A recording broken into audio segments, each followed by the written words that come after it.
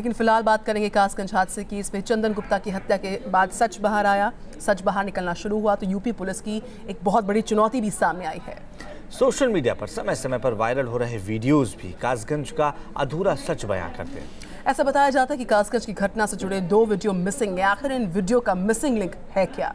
कासगंज की कहानी तस्वीरों की जुबानी।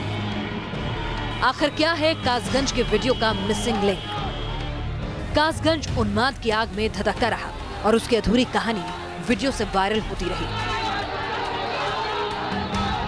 अब तक आपने कासगंज की कहानी सुनी, देखी, लेकिन न्यूज नेशन आपको दिखाने जा रहा है हर वो तस्वीर जो बयां करती है कासगंज की पूरी कहानी। न सिर्फ कासगंज की कहानी बल्कि वो पूरा सच जिसे लेकर उठ रहे हैं कई सवाल। ये पहली तस्वीर है बड्डू नगर चौराहे की, जब 26 जनवरी के मौके पर बच्चे स्कूल में तिरंगा फहराने की तैयारी कर रहे थे, लेकिन इसके बाद यहाँ कुछ ऐसा हुआ कि बच्चे यहाँ तिरंगा फहरा ही नहीं सके। सोशल मीडिया पर इस वक्त आपको कई तरह की तस्वीरें दिखाई दे रही होंगी और ये एक और वो तस्वीर हम आपको दिखा रहे हैं जो उस मौके पर थी। और डॉक्टर साहब जो कि यहाँ रहते हैं, इनका क्लिनिक भी यहीं पर है। इस फ़ोन में आपको अगर दिखाई दे कि ये लाल कुर्सियाँ लगी हुई हैं और ये उस वक्त की स्थिति है जब यहाँ पर बाइकर की जो रैली है, जो उस वक्त ABVP और ये विश्व हिंदू परिषद की जो रैली है वो उस वक्त यहाँ से गुजरी नहीं थी। उससे पहले की तस्वीरें हैं ये। सवाल यहीं से शुरू होता है जो कासगंज की अधूरी कहानी बयां करता है। मसलन जब बड्डू नगर चौराहे पर रैली निकालने वालों की भीड़ जमा हुई, उसके बाद वहां ऐसा क्या हुआ कि 57 बाइक छोड़कर करीब 100 युवक वहां से भाग निकले। आखिर झड़प की तस्वीरें सीसीटीवी फुटेज में रिकॉर्ड क्यों नहीं हो सकी? उसके पहले और बाद की तस्वीरें रिकॉर्ड हुई हैं। क्या जानबूझकर झड़प से पहले की ही तस्वीर वायरल की गई? अब इस वीडियो को देखिए। इस वीडियो में बड्डू नगर चौराहे पर हाथों में तिरंगा लहराते युवक साफ तौर पर देखे जा सकते हैं, जो नारेबाजी भी कर रहे हैं। लेकिन यहीं पर दोनों गुटों के बीच बहस शुरू होती है जो झड़प में तब्दील हो जाती है। लेकिन सवाल उठता है कि आखिर इसके बाद ऐसा क्या हुआ जो सीसीटीवी कैमरे में कैद नहीं हुआ? आखिर बहस एक बड़े झगड़े में कैसे तब्दील हो गई? इसका राज कैमरा कैसे कैद नहीं कर सका? अब जरा तीसरा वीडियो भी देख लीजिए। इस वीडियो में दिख रहा है कि बड्डू नगर चौराहे पर एक बार फिर से युवकों का जमावड़ा लगा हुआ है। उनके हाथों में तिरंगा है, वो नारेबाजी कर रहे हैं। यहाँ तक कि पुलिस भी अब मौके पर मौजूद दिख रही है। सड़क पर कई बाइक गिरी हुई हैं जिन्हें युवक छोड़कर भागे थे। सवाल उठता है कि इससे पहले वहाँ क्या हुआ था जो युवकों को ये बाइक छोड़कर भागने पर मजबूर होना पड़ा? आखिर पुलिस मौके पर क्यों पहुंची? जिस सीसीटीवी कैमरे में पहले की तस्वीरें कैद हुई, फिर उसी सीसीटीवी कैमरे में झड़प की तस्वीरें क्यों नहीं रिकॉर्ड हुई? वो तस्वीरें कैसे गायब हो गईं? अब चौथी तस्वीर देखिए। ये कासगंज तहसील के करीब बाजार का इलाका है जहां कासगंज थाना भी है। इस तस्वीर में आप सड़क पर पत्थर देख सकते हैं। सारी दुकानें बंद हैं। दुकानों में तोड़फोड़ की कोशिश भी हुई, ऐसा इन तस्वीरों में साफ है। यहाँ तक कि इस इलाके में कुछ लोग नारेबाजी करते हुए भी नजर आ रहे हैं।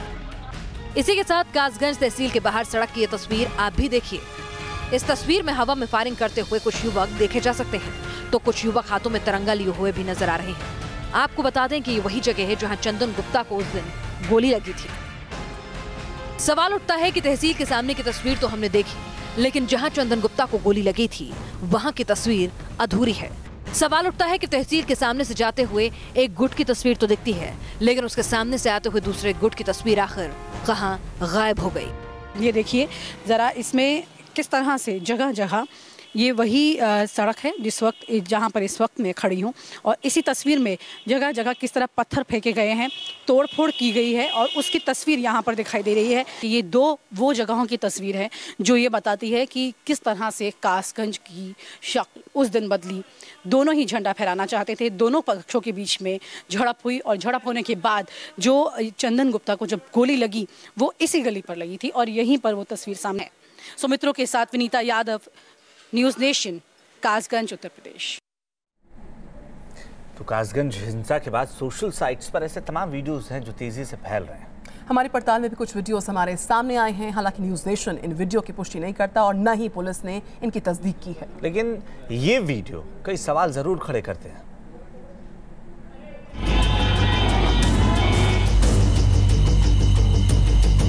जो त्योहार पूरे हिंदुस्तान का था, जिस त्योहार पर ना तो किसी जाति का नाम चस्पा था और ना ही किसी मजहब का रंग चढ़ा था। हिंदुस्तान के उस पर्व यानी गणतंत्र दिवस के बाद हिंदुस्तान के शहर में मरघट जैसा सन्नाटा कैसे पसर गया। कासगंज धधकता रहा और वहां का अधूरा सच वीडियो की शक्ल में वायरल होता रहा। सवाल उठता है कि क्या कासगंज के अधूरे सच को जानबूझकर देश भर में फैलाया गया? क्या कासगंज की अधूरी कहानी को किसी सोची समझी रणनीति के तहत दुनिया के सामने लाया गया?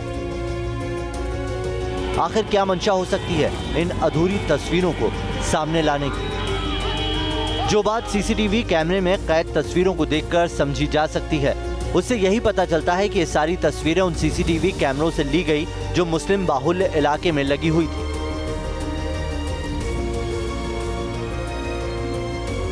और वायरल वीडियो में सिर्फ एक गुट पर सवाल खड़े हो रहे हैं,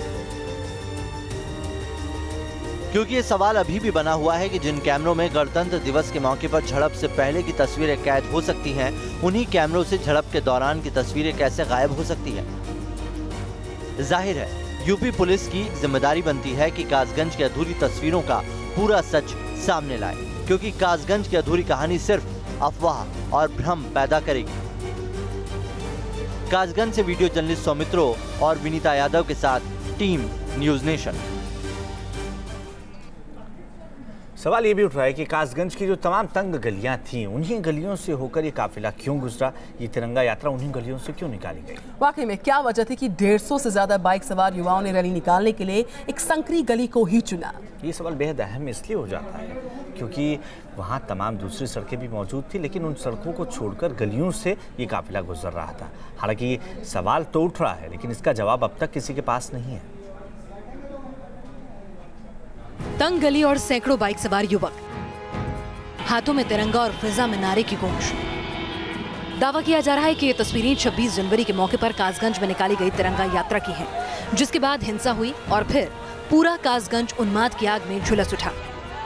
कासगंज को लेकर जितने भी वीडियो सामने आए हैं, उनसे तो कासगंज की अधूरी कहानी बयां होती है। फिर भी लगता यही है कि वक्त रहते कासगंज ने खुद को संभाला होता तो शायद नफरत की आग पूरे शहर में नहीं फैलती। सवाल उठता है कि आखिर एक संकरी गली से तिरंगा यात्रा निकालने की जरूरत क्यों आन पड़ी? क्यों एक संकरी गली में 150 से ज्यादा बाइक सवार युवकों की भीड़ नारेबाजी करते हुए गुजरने पर आमादा थी? आखिर क्यों तिरंगा यात्रा में तिरंगा के अलावा भगवा ध्वज लहराया जा रहा था? ये वो पतली संकरी गली है जिससे हम आपको लेकर जा रहे हैं। यहाँ से तकरीबन 150 बाइक की रैली जो है वो यहीं से होकर गुजरी थी और झंडा फहराने के लिए इसी रास्ते पे आगे जाकर के वो बड्डू चौराहा आता है, जहाँ पर दूसरे समुदाय के लोग जो हैं, दूसरा पक्ष जो है वो अपना झंडा फहराने की तैयारी कर रहा था। एक बहुत ही संकरी गली है, इतनी छोटी गली है ये। इसमें से इस वक्त हमारी गाड़ी काफ़ी मुश्किलों से निकल पा रही है। साथ में अगर कोई शख्स यहाँ खड़ा हो तो गाड़ी का निकलना भी काफ़ी ज़्यादा मुश्किल लगता है। अब जरा ये भी देख लीजिए 26 जनवरी के दिन इस तंग गली में क्या हुआ था जिसने कासगंज को यूं जलने पर मजबूर कर दिया। 26 जनवरी का वो दिन 2018 का, जहां पर ख़ास तौर से इसी गली से होकर के उनको गुजरना था और यहीं पर छोटा सा ये तैयारी यहाँ पर थी। कुछ कुर्सियाँ लगाई गई थी, सामने एक स्कूल है बच्चों का और उसी का कार्यक्रम यहाँ पर हो रहा था। उसी कार्यक्रम के लिए ठीक छोटा सा एक स्कूल है और क्योंकि स्कूल के अंदर मैं आपको दिखाती हूँ ज़्यादा जगह यहाँ पर दिखाई नहीं देती है, जिसकी वजह से स्कूल के कार्यक्रम अक्सर बाहर की तरफ कर दिए जाते हैं। कासगंज की गलियों में तमाम सवाल पसरे हैं जिनका जवाब ढूंढे बगैर कासगंज की करहा को हम समझ नहीं सकते। फिलहाल कासगंज की इस हिंसा के पूरे सच को सामने लाने का काम पुलिस का है। उम्मीद की जानी चाहिए कि आने वाले दिनों में इस मामले का पूरा सच सामने निकल कर आएगा। वीडियो जर्नलिस्ट सौमित्रो के साथ विनीता यादव, न्यूज नेशन, कासगंज। तो कासगंज में आखिर हिंसा क्यों भड़की थी? उस दिन आखिर ऐसा क्या हुआ था? इसका जायजा लेने के लिए न्यूज नेशन की टीम कासगंज पहुंची। आइए देखते हैं न्यूज नेशन संवाददाता विनीता यादव की ये खास रिपोर्ट।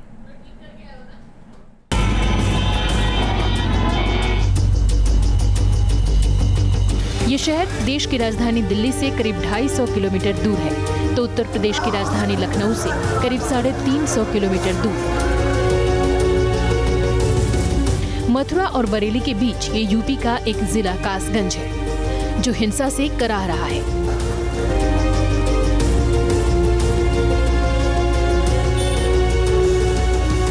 कि इस गली में कहीं चहल पहल और धीरे धीमी आवाज़ में बातचीत करते लोग दिखाई देते हैं, तो कहीं पर थोड़ा सन्नाटा तक दिखता है। ये तस्वीर इस जगह की है और वो तस्वीर हम आपको दिखा रहे हैं जो उस वक्त यहाँ पर लगे CCTV कैमरा से रिकॉर्ड की गई थी, और वो तस्वीर आपको दिखा रहे हैं। यहीं पर इसी गली में ये CCTV कैमरा जो लगा है उसकी ये तस्वीर है। सुबह का वक्त बच्चों की कुर्सियाँ यहाँ पर लगी हुई हैं और तिरंगे के रूप में ये गुब्बारे जो हैं वो आपको दिखाई दे रहे हैं। हरा, केसरी और सफ़ेद रंग के ये गुब्बारे इसमें लगे हुए हैं, यानी कि ध्वजारोहण के लिए, अपने राष्ट्र ध्वज के लिए तैयारियां जो हैं वो यहाँ पर हो रही थी। पिछले कई साल से लगातार कुछ इसी तस्वीर के साथ में स्कूल के बच्चे यहाँ पर तिरंगा झंडा फहराते थे 26 जनवरी को, लेकिन इस बार का जो वाकया हुआ उसके बाद इस गली में यहाँ पर झंडा नहीं फहरा सका।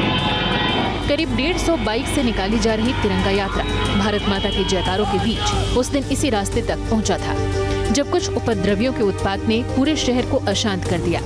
एक नौजवान की मौत के बाद पूरा शहर हिंसा की चपेट में आ गया। वो मुस्लिम बहुल्य इलाका था और ये जो है वो हिंदू बहुल्य इलाका है, और यहाँ पर ये सलीम का घर है इधर।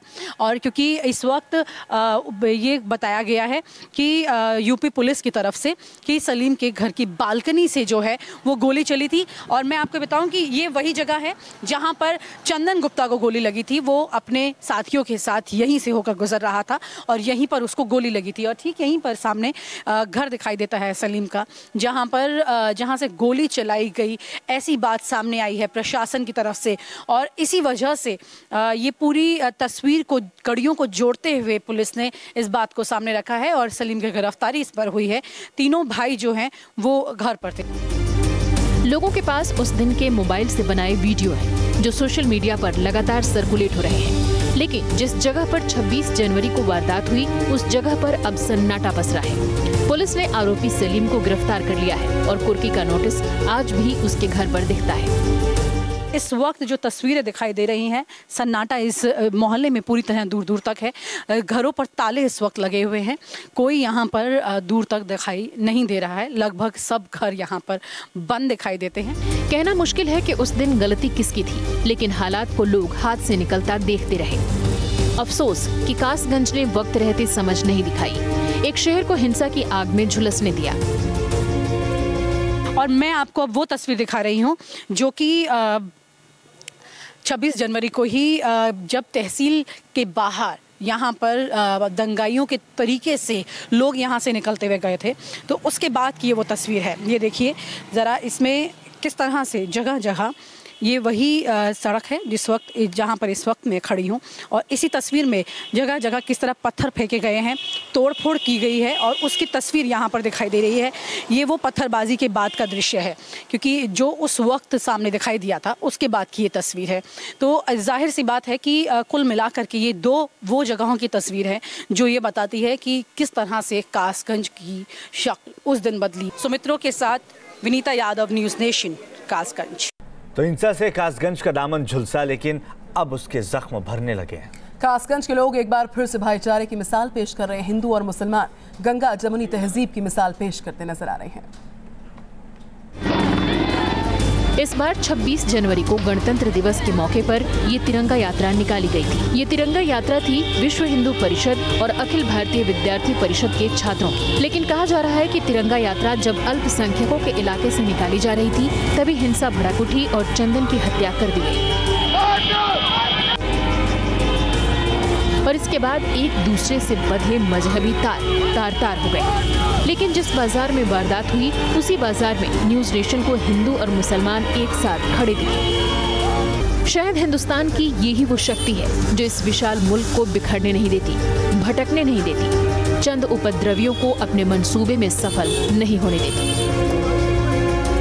यहाँ पर अगर आप आते हैं तो पूरे इस मसले का सार जो है वो दिखाई देता है कि किस तरह से कुल मिलाकर के उपद्रवियों की हरकत, उपद्रवियों के द्वारा फैलाई गई हिंसा, आगजनी, तोड़फोड़, पत्थरबाजी, गोली चलना, ये सब चीज़ें उनकी ही हरकत है। यहाँ पर लोग अभी भी, अगर कासगंज की तस्वीर की बात करें कि यहाँ पर क्योंकि धर्म के नाम पर कभी कोई इस तरह की हिंसा नहीं हुई है, आपसी लगाव और प्यार रहा, लेकिन अब यहाँ पर बंटवारे की दरारें डालने की कोशिश की गई, लेकिन अभी इस वक्त रजत और अवैध से मिलकर के ऐसा लगता है कि शायद ये दरारें उतनी बड़ी नहीं है, सिर्फ उतनी ही है कि जब तक यहाँ पर प्रशासन की मौजूदगी है शांति बनाए रखने के लिए, और उसी शांति के बीच में अब ये दरारें खत्म हो जाती हैं और आपस में लोग मिल जाते हैं।